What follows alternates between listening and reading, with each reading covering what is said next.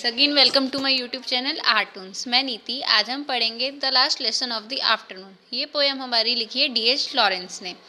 तो दोस्तों, video start करने से पहले मेरे चैनल को सब्सक्राइब करना ना भूलो और मेरी वीडियो को लाइक, शेयर और कमेंट ज़रूर करें। तो दोस्तों चलिए अब हम थोड़ा पोइट के बारे में पढ़ लेते हैं स्टार्टिंग में। तो दोस्तों, हमारे जो D.H. लॉरेंस है उनका पूरा नाम है डेविड हर्बर्ट रिचर्ड्स लॉरेंस। मतलब D.H. लॉरेंस उनकी शॉर्ट फॉर्म है। पूरा नाम तो डेविड हर्बर्ट रिचर्ड्स लॉरेंस है। इनका बर्थ हुआ था 11 सितंबर 1885 को और इनकी डेथ हुई थी 2 मार्च 1930 को। He was an English writer, poet, novelist, playwright, essay, short story writer and literary critic. जो हमारे D.H. लॉरेंस थे वो ऐसे राइटर भी थे, इंग्लिश राइटर थे, बहुत अच्छे पोएट भी थे, ये नॉवेल्स भी लिखते थे, प्लेज भी लिखते थे, शॉर्ट स्टोरी भी लिखते थे और ये एक लिटरेरी क्रिटिक भी थे। अब लिटरेरी क्रिटिक क्या होता है, आपके मन में ये चीज़ आएगी, इस बारे में क्वेश्चन उठेगा कि लिटरेरी क्रिटिक क्या होता है। तो चलिए मैं आपकी कन्फ्यूजन भी दूर कर देती हूँ। जो हमारे लिटरेरी क्रिटिक होते हैं वो ऐसे पर्सन होते हैं जो कि जज करते, कमेंट करते हैं किसी की क्वालिटीज़ पे, किसी के करेक्टर पे, लिटरेरी वर्क के करेक्टर पे, और स्पेशली वो पर्सन जो कि ये सब प्रोफेशनली करते हैं। जैसे कि मैं आपको इनको इंग्लिश में एक्सप्लेन कर देती हूँ। ये अ पर्सन हु जजेस and comments on the qualities and character of literary works, specially one who does so professionally. तो जैसे कि मैंने आपको अब बता दिया लिटरेरी क्रिटिक का मतलब। तो अब आप लोग इसमें कंफ्यूज बिल्कुल भी मत होना, कंफ्यूजन नहीं आनी चाहिए अब इसके बाद।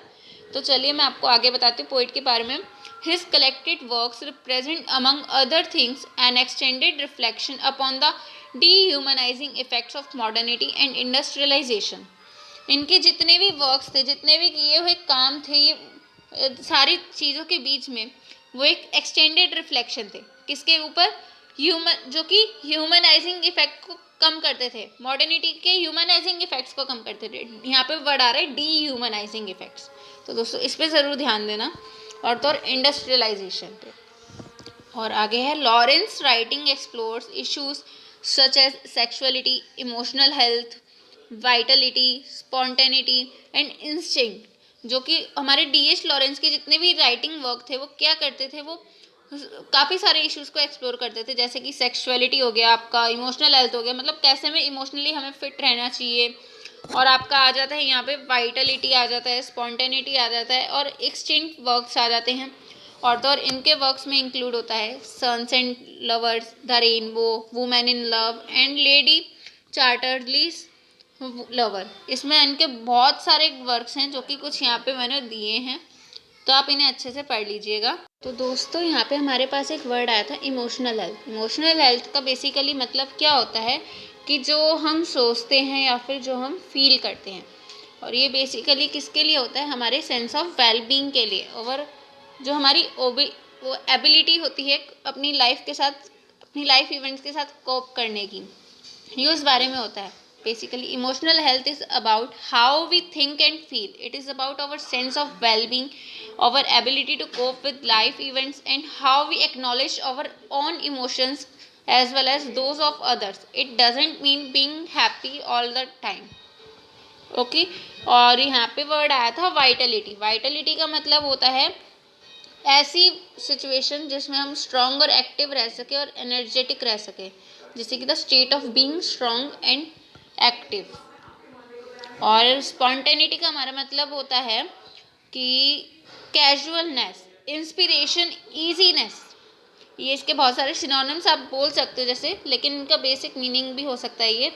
कैजुअलनेस हो गया, इंस्पिरेशन हो गया आपका, इन्फॉर्मिटी हो गया, इनफॉर्मेलिटी हो गया, टेंडेंसी हो गया, इम्पल्स हो गया, ऐसे में।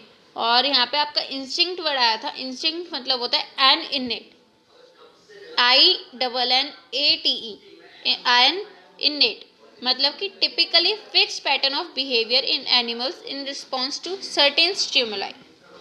ओके, आप इसे गूगल भी कर सकते हो इन वर्ड्स को। चलिए दोस्तों अब हम अपनी पोएम स्टार्ट करते हैं। When will the bell ring and end this weariness? How long have they tugged the leash and strained apart my pack of unruly hounds? I cannot start them again on a quarry of knowledge they hate to hunt. I can haul them and urge them no more. इसमें हमारे poet कहते हैं कि कब घंटी बजेगी, कब उनकी ये थकान दूर होगी। जो हमारे पोएट हैं, मतलब जो इसमें हमारे टीचर हैं इस पोयम में, वो इसमें ये है कि वो वेट कर रहे हैं बेल बजने का, क्योंकि वो बहुत ज़्यादा थक चुके हैं, बहुत ज़्यादा एग्जॉस्ट हो चुके हैं अपने स्टूडेंट्स को पढ़ा पढ़ा के, और वो इतने ज़्यादा थक चुके हैं कि बस अब वो बेल का बजने का ही वेट करते रहते हैं। और तो और वो बोलते हैं, how long have they tugged. Tugged यहाँ पे मतलब होता है खींचना, मतलब किसी को ज़बरदस्ती खींचना या ज़बरदस्ती कोई काम करना। और यहाँ पे लीश का मतलब होता है जो हमारे जितने भी पेट डॉग्स वगैरह होते हैं उनके गले में जो बेल्ट होती है, यानी कि डॉगी का पट्टा, उसे हम लीश बोलते हैं। और स्ट्रेन्ड अपार्ट मतलब खींच के तोड़ना। मतलब अब इसमें वो क्या कह रहे हैं, इसमें वो पोएट ये कहना चाह रहे हैं कि जो टीचर हैं, जो बेल बजने का वेट कर रहे हैं, वो ज़बरदस्ती बैठे हैं, बस ज़बरदस्ती उस गले में बंधे हुए पट्टे को तोड़ने की कोशिश कर रहे हैं, जो कि वो थकान का पट्टा जो उनके पास है उसे तोड़ने की कोशिश कर रहे हैं, अपने सब्र के बांध को तोड़ने की कोशिश कर रहे हैं। वो इतनी देर से सब्र कर रहे हैं कि कब बेल बजेगी, कब वो जाएंगे और कब उनकी थकान दूर होएगी। अब यहाँ पे क्या है, जो टीचर है वो खुद को शिकार मानता है, मतलब खुद को वो हंट मानता है और स्टूडेंट्स को शिकारी, यानी कि हंटर, हंटिंग डॉग्स। अब वो यहाँ पे बस आप ये लोग सोच लीजिए कि यहाँ पे मेटाफोर है। क्या है यहाँ पे? मेटाफोर। जो कि इसमें वो क्या कह रहे हैं कि वो खुद को शिकार बोल रहे हैं और स्टूडेंट्स को शिकारी कुत्ते बोल रहे हैं। तो वो ये यहाँ पे मेटाफोर आ जाता है। तो आप इसे नोट डाउन कर लीजिएगा कि इस लाइन में एक मेटाफोर है। दोस्तों यहाँ पे वो हंटर भी कौन से वाले? Unruly hounds. अनरूली हाउंड्स मतलब जिनमें कोई डिसिप्लिन नहीं है, सिंसियरिटी नहीं है। और यहाँ पे आप लोग लीश का एक और मतलब ले सकते हो, मतलब the burden of school bag, मतलब ये कि जो उनके पास स्कूल बैग का बर्डन होता है। नहीं तो आप ये लगा लो कि स्कूल का ज़्यादा बर्डन, ठीक है। और यहाँ पे आगे टीचर क्या बोलता है, I can not start them on query of knowledge, मतलब ये टीचर ये बोलता है कि मैं अब तुम्हें दोबारा से नहीं पढ़ाऊँगा, मैं तुम्हें दोबारा से वो नॉलेज नहीं दूंगा जो तुम लेना ही नहीं चाहते, मैं तुम्हें वो नॉलेज का खदान नहीं दूंगा। यहाँ पे क्वेरी मतलब होता है खदान, जहाँ से आपकी माइनिंग होती है, हीरे निकलते हैं, या फिर अ बल्क ऑफ नॉलेज भी आप इसे बोल सकते हो, क्वेरी ऑफ नॉलेज को, ठीक है। वो उन्हें वो देने से साफ मना कर देता है। क्यों? क्योंकि वो स्टूडेंट्स उससे नफ़रत करते हैं, पढ़ाई से नफ़रत करते हैं, वो पढ़ने में इंटरेस्टेड ही नहीं होते हैं, अपना बातों में लगे रहते हैं, कोई सिंसियरिटी नहीं होती है, कोई डिसिप्लिन नहीं होता है, बस टीचर बोलता रहता है और वो अपने कामों में लगे रहते हैं। I can hall them and अर्ज देम नो मोर। आगे टीचर क्या बोलता है, मैं ना तो तुम्हें कोई ज़बरदस्ती करूँगा, ना ही मैं तुम्हें ये बोलूँगा कि तुम पढ़ो, तुम्हें जो करना है तुम वो करो, मैं तुम्हें बस इतना ही बोलूँगा, मैं तुम्हें अब वो नॉलेज की खदान दूंगा ही नहीं जो तुम लेना ही नहीं चाहते हो। यहाँ पे हमारे टीचर ऐसे बोलते हैं, क्योंकि ऐसा इसलिए है क्योंकि वो लोग बहुत ज़्यादा नफ़रत करते हैं पढ़ने से। तो इसमें टीचर ये बोल देता है कि मैं अब तुम्हें बिल्कुल भी अर्ज नहीं करूँगा, बिल्कुल भी हॉल नहीं करूँगा, मतलब बिल्कुल भी तुम्हें मजबूर नहीं करूँगा, ज़बरदस्ती नहीं करूँगा तुम्हें पढ़ने के लिए। तो ये एक टीचर की फीलिंग है, ये उसकी मजबूरी है जो वो यहाँ पे बता रहा है कि तुम जो नॉलेज गेन करने में इंटरेस्टेड नहीं हो, जो नॉलेज मैं तुम्हें देना चाह रहा हूँ, जो मैं तुम्हें पढ़ाना चाह रहा हूँ, तुम वो पढ़ने में इंटरेस्टेड नहीं हो, तो मैं तुम्हें वो नहीं दे सकता, मैं तुम्हें वो नॉलेज गेन करने के लिए मजबूर नहीं कर सकता। तो यहाँ पे ये टीचर कह रहा है, no longer now can I endure the brunt of the books that lie out on the desks, a full 3 score, of several insults of blotted pages and scrawl, of slovenly work that they have offered me. I'm sick, and what on earth is the good of it all? What good to them or me? I cannot see.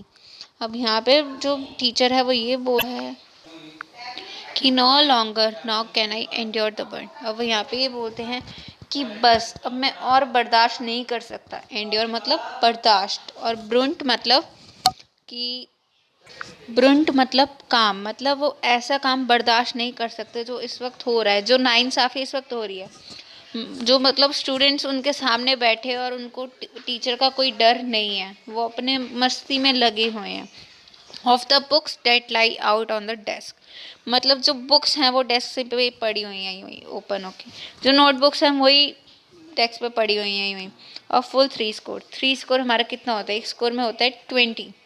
तो आप multiply कर रहे 20 × 3 60, मतलब 60 scores यहाँ पे वो कह रहे हैं। मतलब उस टीचर की क्लास में टोटल 60 स्टूडेंट्स हैं, 60 स्टूडेंट्स वहाँ पे है और उन सब की बुक्स यूं ही खुली पड़ी हैं डेस्क पे, यूं ही नोटबुक्स खुली पड़ी हैं डेस्क पे। और उन बच्चों को कोई वो नहीं है कि उनका टीचर बैठा है नहीं बैठा है, वो बस अपनी मस्ती मौज में हैं। Of several insults of plotted pages and scroll. मतलब अब ये है कि काफ़ी सारा काम पड़ा है, काफ़ी सारा काम उन्होंने मेरे को दिया है। Of slowly work that they have offered me, उन्होंने काफ़ी सारा काम तो किया, मेरे को दिया भी चेक करने के लिए। जो मैंने उन्हें काम दिया था वो उन्होंने कंप्लीट किया, लेकिन वो काम बहुत गंदा है, बहुत गलत किया हुआ है उन्होंने वो काम। सही होमवर्क नहीं किया हुआ, क्वेश्चन वगैरह सही नहीं है, बहुत ही गंदा काम है। अब मेरे को ये हो रहा है कि मैं उस काम को कैसे पूरा करूं, वो काम उनका कैसे चेक करूं जो मैंने उन्हें काम दिया था और जो उन्होंने किया। I am sick and what on earth is the good of it all. मतलब मैं परेशान हो चुका हूँ, मैं थक चुका हूँ। उनका काम बिल्कुल भी सही नहीं होता, वो सही ढंग से अपना काम ही नहीं करते हैं। इस सब का मतलब क्या है, क्या फ़ायदा इन सब चीज़ का, क्या प्रॉफिट है इस सब चीज़ का, उन्हें कौन समझाए। बहुत ज़्यादा एग्जॉस्ट हो चुका हूँ मैं, बिल्कुल भी उन्हें समझ नहीं आता है इसका मतलब ही क्या है। वॉट गुड टू डैम और मी आई कैन नॉट सी। मेरे को तो इसमें कुछ दिखाई नहीं देता है, मैं तो बिल्कुल ही देखने के एबल ही नहीं रहा हूँ कुछ भी। मेरे को कुछ समझ नहीं आता है कि उनके लिए क्या सही है और मेरे लिए क्या सही है। मेरे को नहीं समझ आता कुछ भी, और ना ही उन बच्चों को समझ। So shall I take my last dear fuel of life to heap on my soul, and kindle my will to a flame that shall consume their dross of indifference and take the toll of their insults in punishment I will not।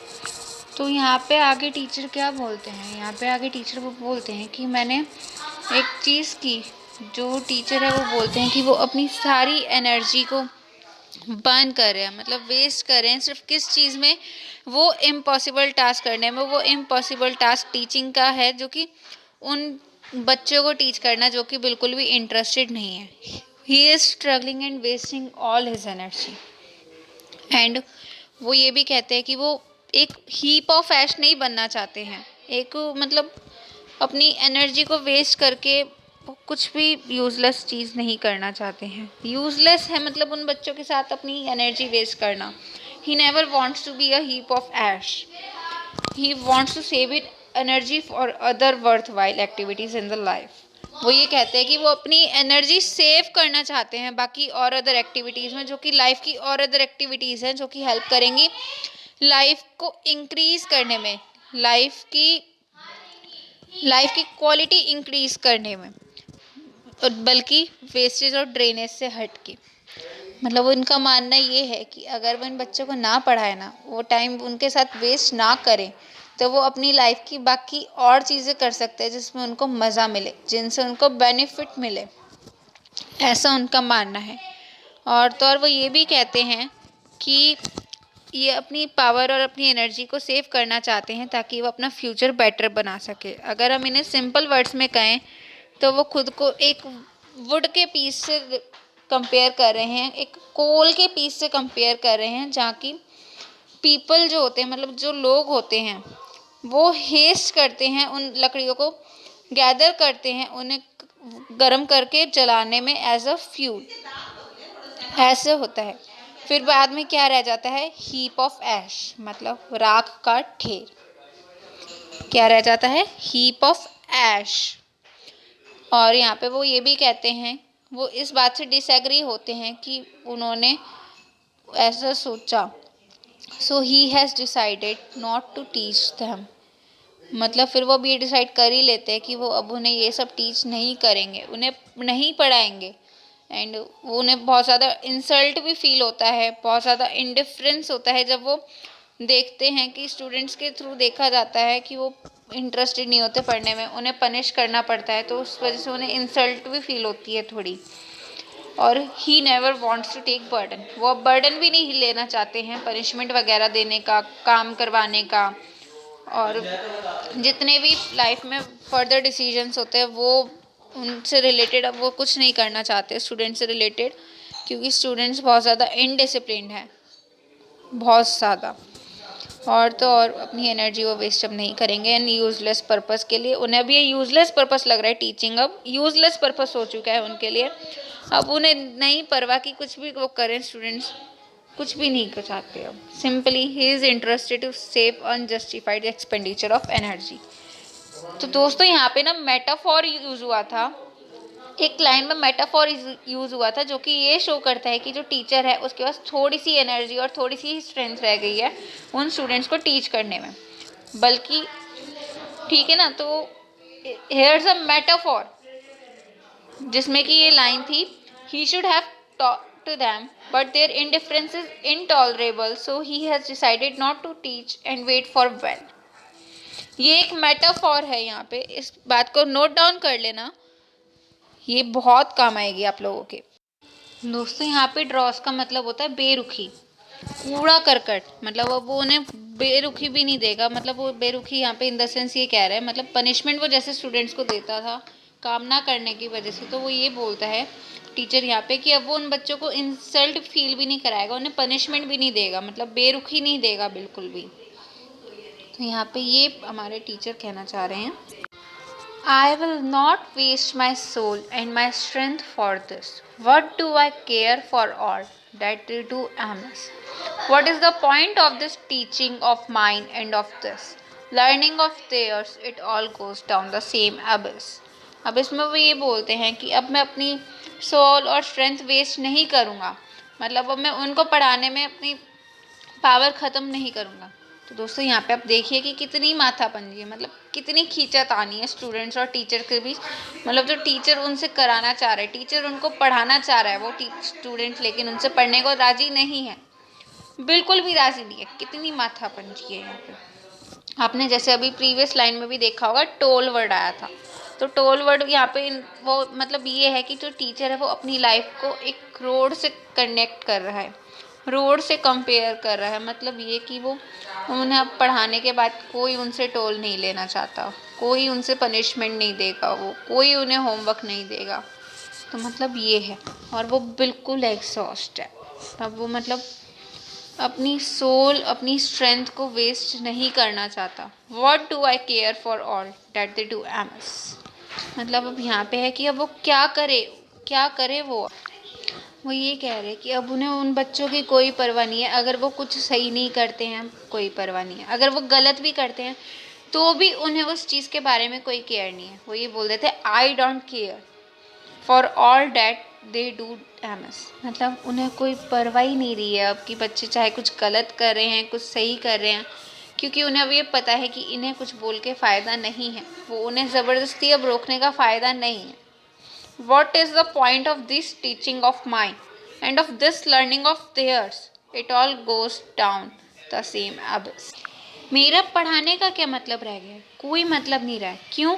क्योंकि ना तो जो मैं पढ़ा रहा हूँ वो ना तो वो पढ़ रहे हैं, जो मैं सिखा रहा हूँ ना तो वो सीख रहे हैं, तो क्या ही मतलब है मेरे पढ़ाने का। उनके तो पल्ले कुछ पड़ ही नहीं रहा, उनके पल्ले तो सिर्फ ये पड़ रहा है कि हमें खेलना है, कूदना है, मस्ती करनी है, इग्नोर करना है, सिंसियर नहीं रहना है, ऐसे उनकी है। तो क्या मतलब रह गया है पढ़ाने का भी अब? मतलब ये है कि जो वो पढ़ रहे हैं जो वो समझ रहे हैं वो भी उनके पल्ले नहीं पड़ रहा है। It all goes down the same एबिस, मतलब ये है कि वो एक कान से सुन रहे हैं दूसरे से निकाल रहे हैं, या फिर ये ले लो उनके दिमाग में वो दे रहे हैं लेकिन फिर वो उसे वापस भेज रहे हैं। अब एबिस मतलब क्या होता है? एबिस मतलब ये होता है जैसे आपके पास कोई बर्तन है, सपोज करो बर्तन है उसमें बॉटम नहीं है, यानी कि नीचे की तरफ से उसमें सुराख है, आप उसके अंदर पानी डाल रहे हो और पानी नीचे से निकले जा रहा है, तो इसका मतलब यही है कि वो उनके दिमाग में डाल रहा है वो चीज़ फिट करने के लिए, जो वो पढ़ा रहा है वो चीज़ वो उनके दिमाग में डाल रहा है, लेकिन वही है वो उनके दिमाग से उसी टाइम निकल जाती है, तुरंत निकल जाती है उनके दिमाग से, उन्हें कुछ समझ नहीं आता। ये यहाँ पे वो कह रहे हैं, What does it matter to me if they can write a description of a dog or if they can't? What is the point to us both? It is all my aunt, and yet I am supposed to care with all my might. इसमें वे कहते हैं क्या फ़र्क पड़ता है वो कुछ लिखे या ना लिखे। मैं अगर उन्हें एक डॉग पे ऐसे भी लिखने को कहूँ तो मुझे कोई फ़र्क नहीं पड़ता कि वो लिख रहे हैं या नहीं लिख रहे। वॉट इज़ द पॉइंट, क्या मतलब है इस चीज़ का उनके लिए और मेरे लिए जब वो कुछ लिख ही नहीं रहे हैं तो। It's all my aunt, it's all my aunt का मतलब होता है आई डोंट केयर। मतलब ये है कि उन्हें अब कोई परवाह नहीं है, वो चाहे लिखें या ना लिखें। इसे आप लिख सकते हैं अपने पास। इट्स ऑल माई आंट का मतलब होता है I don't care. It's a very helpful sentence. And yet I am suppose to care with all my mind. अब बस मुझे एक ही परवाह है, अपनी। मैं अब अपनी स्ट्रेंथ और अपनी पावर बचाना चाहता हूँ। मुझे अब बस अपनी स्ट्रेंथ और अपनी पावर की ही परवाह है। क्यों? क्योंकि वो आगे भी तो काम आएगी। उन्हें पढ़ाने में किसी काम नहीं आई, लेकिन अगर मैं उसे अपने पास सेव रखूँगा तो वो आगे और काम आएगी। फ्यूचर में कुछ और काम करने के काम आएगी, वो बहुत सपोर्ट मिलेगा। बस अब मुझे अपनी ही परवाह है, उन बच्चों की नहीं है। I do not and will not. They want and they don't, and that's all. I shall keep my strength for myself. They can keep theirs as well. Why should we beat our heads against the wall of each other? I shall sit and wait for the bell. I will not. मतलब अब वो इसमें ये कहते हैं, teacher ये बोलते हैं कि मैं अब नहीं पढ़ाऊँगा। मतलब आई डू नॉट, ना तो मैं पढ़ाऊँगा ना ही उन्हें समझाऊँगा। एंड विल नॉट, आगे भी नहीं करूँगा ऐसा।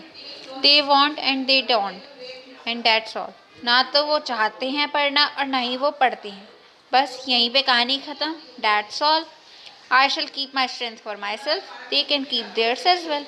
अब उसमें क्या कहते हैं, मैं अपनी पावर, अपनी सहन शक्ति, अपनी क्षमता अपने पास रखूँगा अपने लिए। उनके लिए अब उन्हें वेस्ट नहीं करूँगा बिल्कुल भी। अपनी ताकत को मैं सिर्फ अपने लिए ही यूज़ करूँगा, उन पे यूज़ करने का कोई फ़ायदा नहीं। और वो अपनी ताकत अपने पास रखेंगे। मुझे कोई फ़र्क नहीं पड़ता वो अपनी ताकत अपने पास रखें या कहीं पे कंज्यूम करें।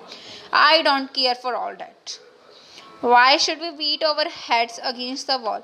मैं अपना सर दीवार में देके क्यों मारूं, जब मुझे पता है कि मैं बेशक कितनी मर्जी कोशिश कर लूं कोई उन्हें फ़र्क नहीं पड़ने वाला। ना तो उन्हें पढ़ना है ना समझना है। मैं अगर उन्हें पढ़ाने की कोशिश भी करूं तो उन्हें पढ़ना तो है ही नहीं, तो मैं क्यों अपना सर दीवार में देके मारूं।